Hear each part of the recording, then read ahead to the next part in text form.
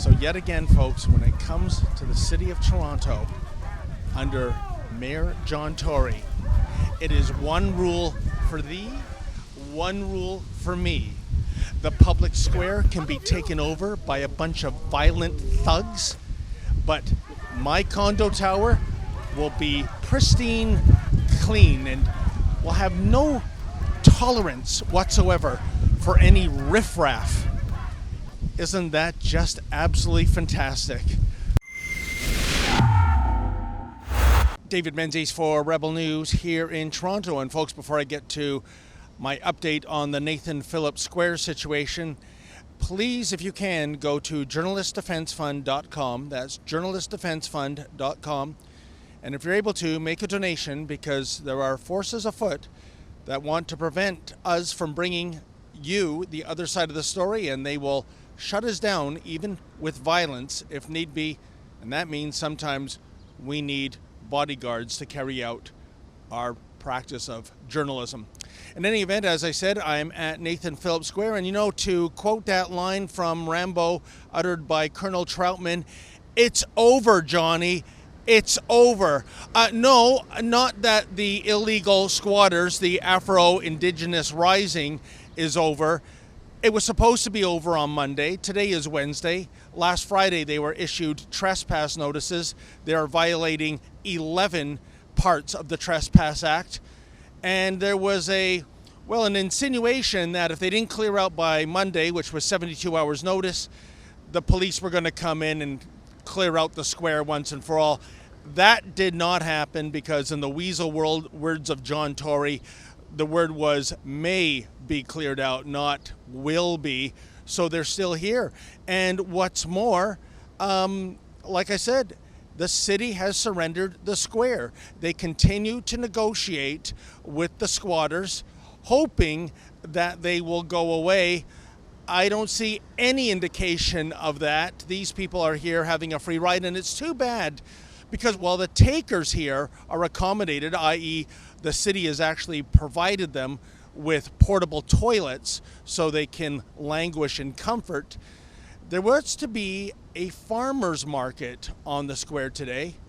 And, it's been canceled. It's been canceled indefinitely, because evidently there's not enough room for the farmer's market. And besides, who in their right mind would bring their family to Nathan Phillips Square with the violence that has unfolded here? Yeah, so whereas there should be dozens of booths selling tomatoes and cucumbers and cherries and whatnot, there's nothing like that here, unless you're in the market for assorted nuts camped out in these filthy tents behind me.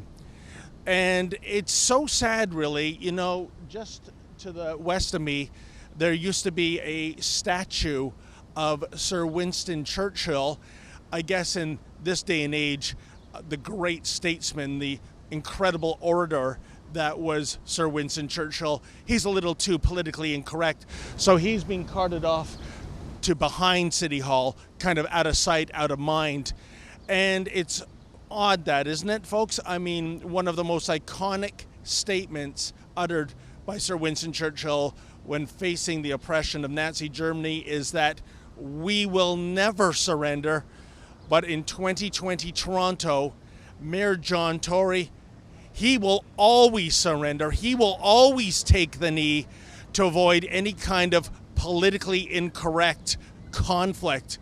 So I think what we're seeing right now behind me, folks, is going to be the signature of the summer here at Nathan Phillips Square. Violent, homeless, drug addicts, and their Antifa ringleaders, who, by the way, as we demonstrated, don't stay in these filthy tents. They stay across the street right here at the Sheraton Hotel at more than $200 a night. I have 2 room keys to the Sheraton right here. Let me see the front of it. So I can enter the hotel because I'm paying to sleep here. Yeah, they kind of like the idea of capitalism when it comes to giving them a comfortable bed and a nice shower to enjoy. This tent city lifestyle isn't for them. But folks, speaking of John Tory, there is one place in the city of Toronto where the rule of law is applied at flash-like speed. And I'm going to take you to that place because they may call this Tent City a sacred circle, but I'm going to show you some truly sacred real estate when it comes to the rule of law being enforced. Let's go. And here I am, folks, at 1 Bedford Avenue. This is the site of a luxury condo tower, and it's also where Mayor John Tory happens to live. And you see, a couple of days ago, some protesters came to Casa Tory. And was their presence tolerated like the squatters at Nathan Phillips Square? Oh no, because Mayor Tory instantly got all the king's men and all the king's horses to come down here to 1 Bedford and remove these protesters. So yet again, folks, when it comes to the city of Toronto under Mayor John Tory, it is one rule for thee, one rule for me. The public square can be taken over by a bunch of violent thugs, but my condo tower will be pristine, clean, and will have no tolerance whatsoever for any riffraff. Isn't that just absolutely fantastic? So while John Tory will live the summer in air-conditioned bliss, the town square has been surrendered to the criminal element. And as I've said before, folks, when it comes to the rule of law, unless you enforce the rule of law, there really is no rule of law. I wonder if Mayor John Tory realizes that. For Rebel News, I'm David the Menzoid Menzies.